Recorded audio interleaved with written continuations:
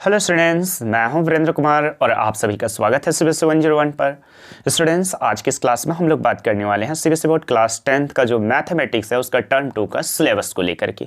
और मैं सिलेबस बहुत ही यहाँ पर सिस्टमेटिक वे में बताने वाला हूँ। बेटर होगा अगर यदि आप एनसीईआरटी बुक पकड़ लेते हो और वहाँ पर अच्छी तरह से टिक क्रॉस वगैरह आप करते चलते हो तो ये ज़्यादा बेटर होगा।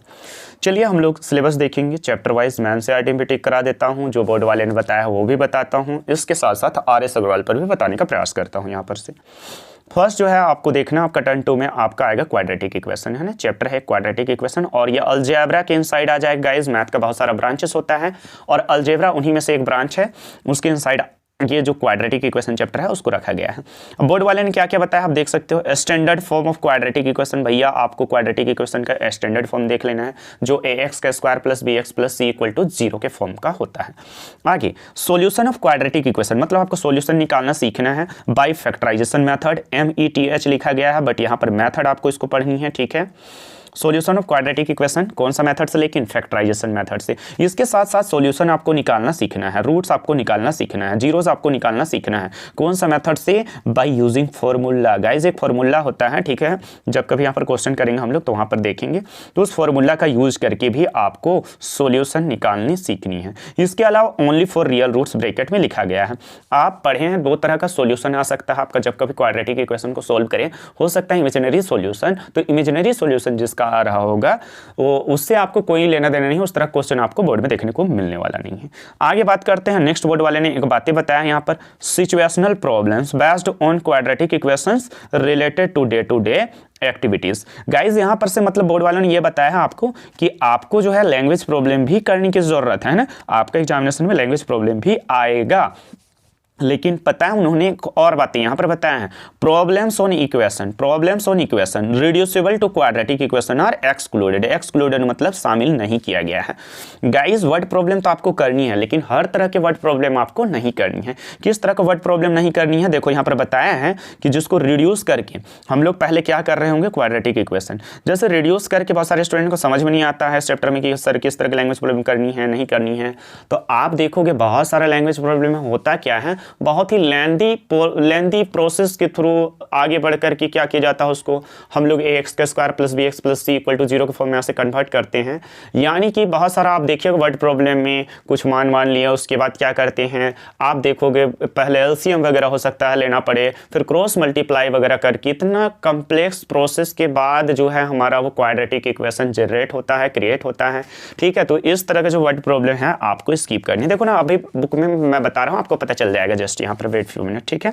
चलिए ये था आपका क्या बोर्ड वालों ने क्या बताया है ना, जिसमें से क्या पढ़नी है क्या नहीं पढ़नी है। अब देखो मैं अपने से आपको एनसीईआरटी में टिक करा देता हूँ, इसके अलावा RS अग्रवाल पर भी बताता हूँ कि आपको क्या करनी है क्या नहीं करनी है। देखो जैसे एनसीईआरटी पर देखते हैं, सबसे पहले हम लोग गाइस यहाँ पर देख सकते हो डू ऑल एग्जाम्पल्स बिफोर 4.1, ठीक है। 4.1 से पहले जितना भी एग्जाम्पल्स है सारा का सारा आपको कर लेनी है। इसके बाद नेक्स्ट आपको याद रखनी है डू ऑल, है ना, इन एक्सरसाइज 4.1 में सारा का सारा करना है, बट स्किप लास्ट क्वेश्चन। पता है आप लास्ट क्वेश्चन को छोड़ सकते हो, लास्ट क्वेश्चन को आप क्या कर सकते हो, ना भी कर सकते हो, ठीक है। चलिए आगे हम लोग देखेंगे next, do all examples before 4.2। 4.2 से पहले जितना भी एग्जाम्पल है सारी की सारी आपको कर लेनी है। Do all in exercise 4.2। 4.2 में भी आपको क्या करनी है, सारी की सारी कर लेनी है, ठीक है।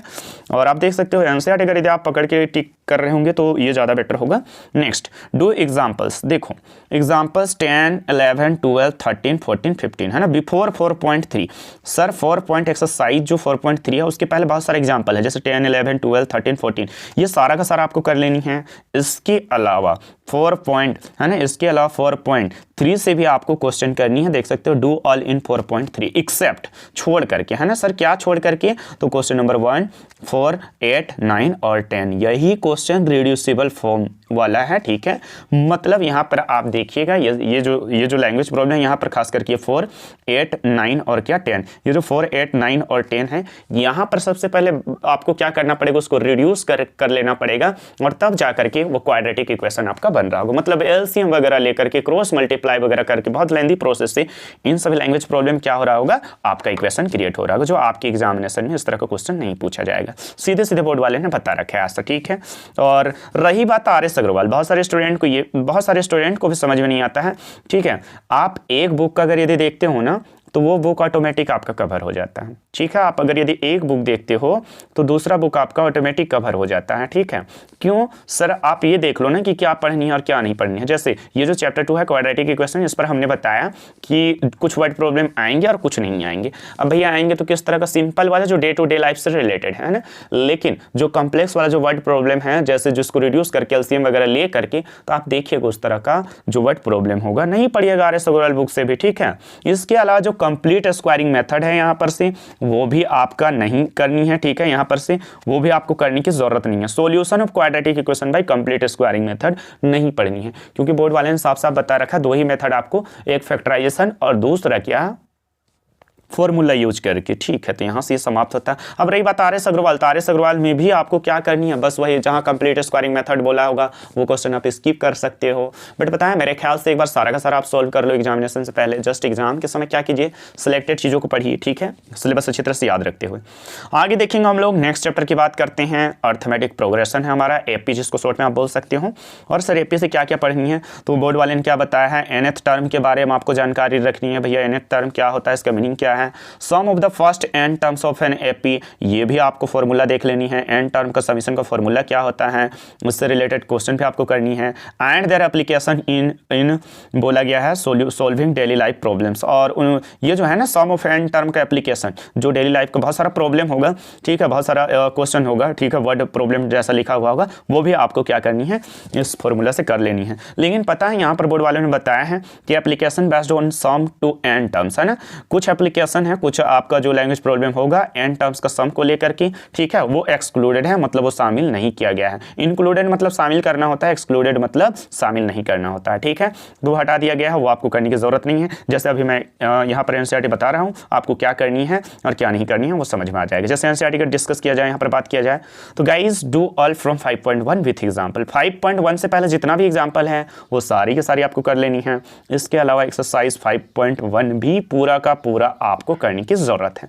Next, do all from 5.2 with example. Guys 5.2 से पहले भी जो भी एग्जाम्पल्स वगैरह आ रहे होंगे, जो भी टॉपिक का कंसेप्ट होगा, वो सारा चीज़ें आपको अपने दिमाग में स्टोर कर लेनी है, इसके साथ साथ प्रैक्टिस भी लगा लेनी है। और 5.2 एक्सरसाइज आप देख सकते हो, ये भी पूरा का पूरा करनी है। Next, do all in 5.3। और रही बात 5.3 का, तो यहाँ पर से भी सारा कर लेनी है, लेकिन ब्रैकेट में लिखा गया एक्सेप्ट छोड़ करके, कुछ क्वेश्चन को छोड़ करके, जैसे 15 to 20 है ना, क्वेश्चन नंबर 15, 16, 17, 18, 19, 20 है ना, 15, 16, 17, 18, 19, 20 ये क्वेश्चन आपको नहीं करनी है। ठीक है, एंड एग्जांपल यहाँ पर से आप देख सकते हो, ये एग्जांपल भी आप चाहो तो स्किप कर सकते हो। सर एग्जांपल कौन सा, 16 है ना, ये 16 एग्जांपल भी आप स्किप कर सकते हो। ये जो है ना सम ऑफ n टर्म्स का जो फॉर्मूला बेस्ड है, वो उससे रिलेटेड क्वेश्चन से। ठीक है, चलिए आगे बढ़ते हैं यहाँ पर से हम लोग नेक्स्ट।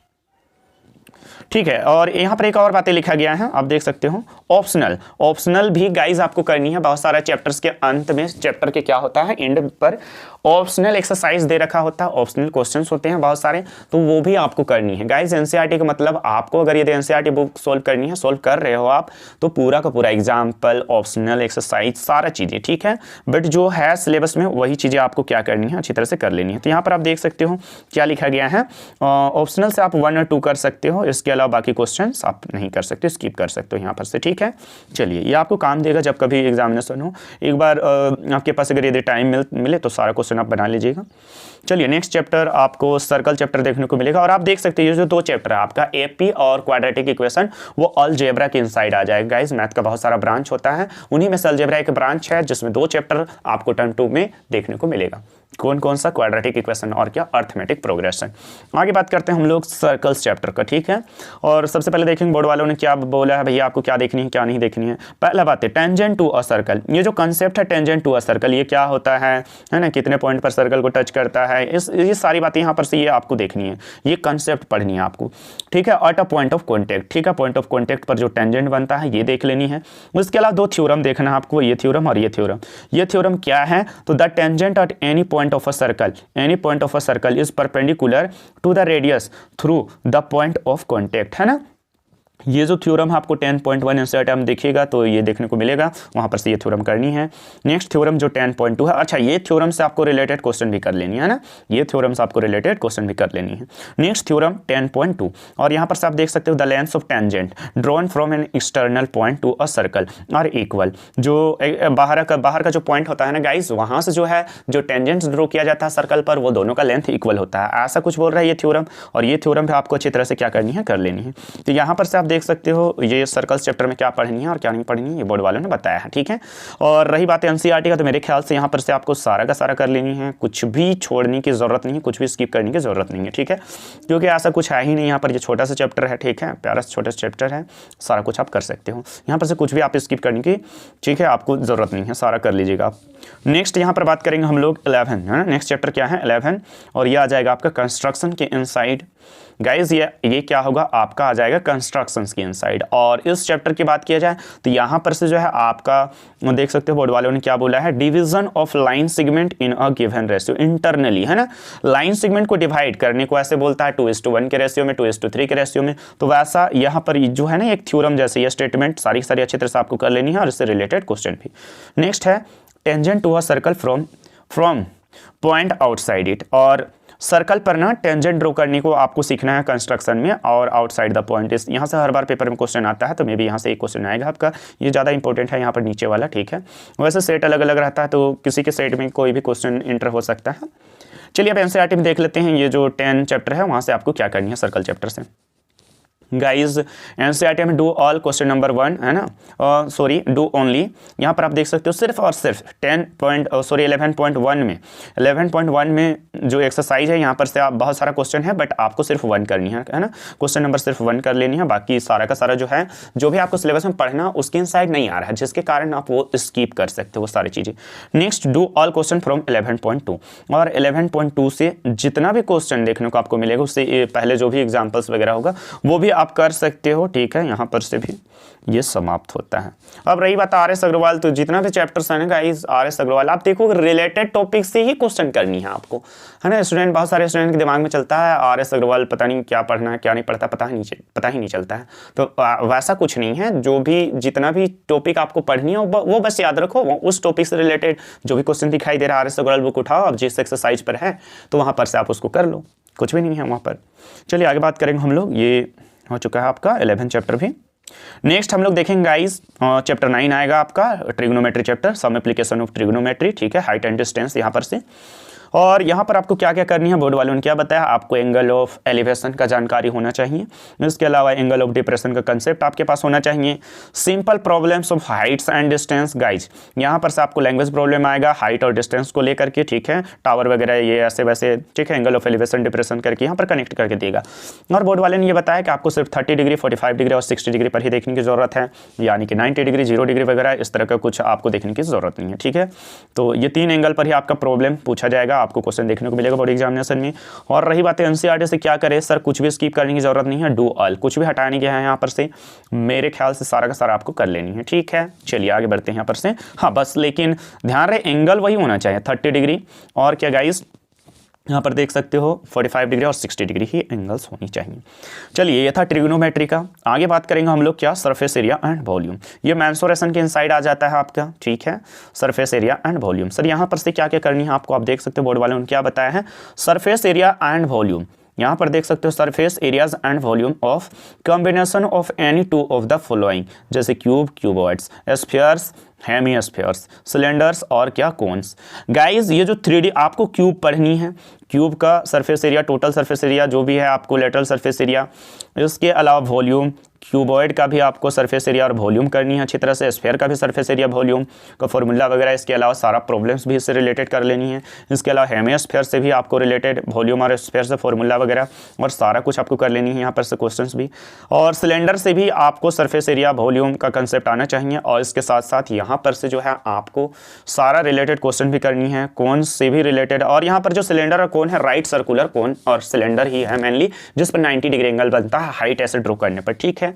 और इस तरह से गाइज इनका कॉम्बिनेशन बोला गया है, मतलब और दो ही फिगर का कॉम्बिनेशन, जैसे दो क्यूब को जोड़ दिए हम लोग ऐसे, है ना, दो क्यूब को जोड़ दिए, दो क्यूबॉइड को जोड़ दिए, लेकिन ऐसे नहीं कि तीन तीन को ऐसे क्यूब को जोड़े, क्यूबॉइड को जोड़े और फिर सिलेंडर को भी जोड़ दिए, तो उसका वॉल्यूम क्या होगा, उसका सिलेंडर क्या होगा, ऐसे क्वेश्चन नहीं आएगा। कॉम्बिनेशन रहेगा बट दो 3D फिगर का ही कॉम्बिनेशन रहेगा। ठीक है, आगे बात करते हैं यहाँ पर से next, problems involving converting one type of metallic solid into another, है ना, एंड मिक्स्ड प्रॉब्लम। देखो अदर मिक्स्ड प्रॉब्लम, यहाँ पर क्या बोल रहा है, यहाँ पर से ये बातें बताया जा रहा है कि जो जैसे एक कोई भी मेटल वाला हमारे पास क्या है, मेटालिक कोई भी कंटेनर है, मान लेते हैं ये स्फीयर ही है, इसको मेल्ट करके क्या किया जाता है गाइस, बहुत सारे छोटे छोटे क्यूब बनाया जाता है, ऐसे बहुत सारे छोटे छोटे क्या किया जाता है, क्यूब बनाया जाता है। तो इस तरह से जो मेल्टिंग शेप चेंजिंग का जो कंसेप्ट है वहाँ पर से क्वेश्चन आएगा आपका। इसके अलावा अदर मिक्स्ड प्रॉब्लम्स भी पूछा जाएगा, यहाँ पर से बोला गया है। चलिए आप देखते हैं यहाँ पर से आपको क्या करनी है, और एक चीज़ यहाँ पर से हटा दिया गया है फ्रस्टम, ये आप देखोगे 13.4 के इनसाइड आपको देखने को मिलेगा। तो गाइस जो फ्रस्टम चैप्टर, फ्रस्टम का कंसेप्ट है ना, फ्रस्टम, ये फ्रस्टम ऐसे जो शेप होता है उसको हम लोग बोलते हैं फ्रस्टम, है ना, मतलब ऊपर का कुछ सर्कुलर पार्ट कुछ और होगा और नीचे का थोड़ा सर्कल छोटा होता है, जैसे बाल्टी वगैरह जो आता है ऐसे, ये फ्रस्टम के इनसाइड आ जाएगा, है ना। ये सिलेंडर नहीं होता है गाइस, आपको याद रखनी है फ्रस्टम, जो आपको नहीं करनी है फ्रस्टम यहाँ पर से हटा दिया गया है। तो देखते हैं यहाँ पर से आपको क्या करना है। एनसीईआरटी की बात किया जाए तो आप देख सकते हो डू ऑल लिखा गया है, सारा का सारा आपको कर लेनी है, एक्सेप्ट 13.4 विथ एग्जाम्पल 13.4, और इसके एग्जाम्पल के पहले जो भी है, ठीक है, वो क्या करनी है, स्किप करनी है, आपको वो करने की जरूरत नहीं है, क्योंकि यही जो एक्सरसाइज है ना 13.4 यहाँ पर फ्रस्टम से रिलेटेड आई थिंक क्वेश्चन है, तो वो आपको करने की जरूरत नहीं है, क्योंकि बोर्ड वाले ने साफ साफ बता रखा है कि फ्रस्टम से रिलेटेड आपका कुछ क्वेश्चन वगैरह आएगा नहीं। ठीक है, तो आप RS अग्रवाल पर भी जब कभी प्रोसीड कीजिएगा सोल्व करने को, फ्रस्टम से रिलेटेड क्वेश्चन छोड़ करके आप क्या कीजिएगा, सारा का सारा क्वेश्चन कर लीजिएगा। ठीक है, यहाँ पर से मेरे ख्याल से और कुछ भी रिलेटेड नहीं है, कुछ भी हटाया नहीं गया है गाइस। नेक्स्ट और लास्ट है ये हमारा स्टैटिस्टिक्स। ठीक है, मैथ का ये भी ब्रांचेस है, मैथ का पता है ना बहुत सारा ब्रांचेस होता है, जैसे अलजेब्रा है ना, मेंसुरेशन, इसके अलावा ट्रिग्नोमेट्री को भी एक अलग ब्रांच में ही रखा गया है। स्टैटिस्टिक्स एक ब्रांच है, स्टैटिस्टिक्स के इनसाइड प्रोबेबिलिटी को भी रखा जाता है। तो इस तरह से स्टैटिस्टिक्स उन्हीं में से एक क्या है गाइस, मैथ का ब्रांच है। यहाँ पर से आपको क्या देखनी है, तो मीन के बारे में आपको जानकारी होना चाहिए, फॉर्मूला वगैरह, मीडियन क्या होता है, ये मोड ऑफ ग्रुप्ड डेटा, लेकिन मीन मोड मीडियन ये सारा का सारा ग्रुप्ड डेटा का ही पढ़ना है आपको। ठीक है, अनग्रुप्ड डेटा तो नीचे क्लास में पढ़नी थी ना, तो अभी आप क्या देखने की जरूरत है सर, ग्रुप्ड डेटा। ठीक है, चलो, और बाइनोमियल सिचुएशन टू बी, यहां पर क्या बोला गया पता है, सॉरी, बाइमोडल सिचुएशन है ना, टू बी अवॉइडेड। बाइमोडल मतलब दो मोड वगैरह ऐसे करके अगर यदि कुछ दे रखा होगा तो उस तरह की क्वेश्चंस को आपको अवॉइड करनी है। यहाँ पर बोर्ड वाले ने साफ साफ बताया है, बाइमोडल मतलब दो मोड दिया हुआ रहेगा और आपको कुछ निकालने को बोले, फ्रीक्वेंसी वगैरह या फिर कुछ भी निकालने को बोले जा सकते हैं यहाँ पर से, तो वो क्या करनी है, स्किप करनी है, उस तरह का क्वेश्चन आपको नहीं करनी है। और एनसीईआरटी मेरे ख्याल से ये बाइमोडल वाला क्वेश्चन कुछ है भी नहीं, दिया हुआ ही नहीं है। ठीक है, चलिए नेक्स्ट बातें करते हैं यहाँ पर, मीन बाई, ठीक है, डायरेक्ट मेथड एंड, ठीक है, क्या assumed mean method. Sir mean दो ही मेथड्स आपको पढ़नी है, एक डायरेक्ट मेथड से और दूसरा एज्यूम्ड मीन मेथड से, है ना। मीन निकालने का 2-3 फॉर्मूला है, बट आपको उनमें से 2 मेथड से ही करनी है, डायरेक्ट मेथड और एज्यूम्ड मीन मेथड से। ठीक है, यानी कि स्टेप डेविएशन मेथड एक और मेथड है जो आपको नहीं करनी है, उस मेथड से रिलेटेड क्वेश्चन भी आप स्किप कर सकते हो। अब देखते हैं एक्सरसाइज वगैरह में आपको क्या करने की जरूरत है। तो यहाँ पर देखो, आप एनसीईआरटी की बात किया जाए तो डू ऑल 14.1 सारा कर लेनी है आपको, 14.2 भी और 14.3 भी मेरे ख्याल से। ठीक है, सारा का सारा कर लेनी है। तो यहाँ पर से ये गाइज आपका सारा समाप्त होता है। ठीक है, और जो भी चीज़ें पढ़ना था ये मैं सारा बता रखा हूँ, यहाँ पर आप देख सकते हो, ये फिर से रिपीटेड है। चलिए लास्ट में लिखा गया मार्किंग स्कीम भी आप देख सकते हो, अगर यदि इसका भी जानकारी हो जाए आप अपने दिमाग में स्टोर कर लेते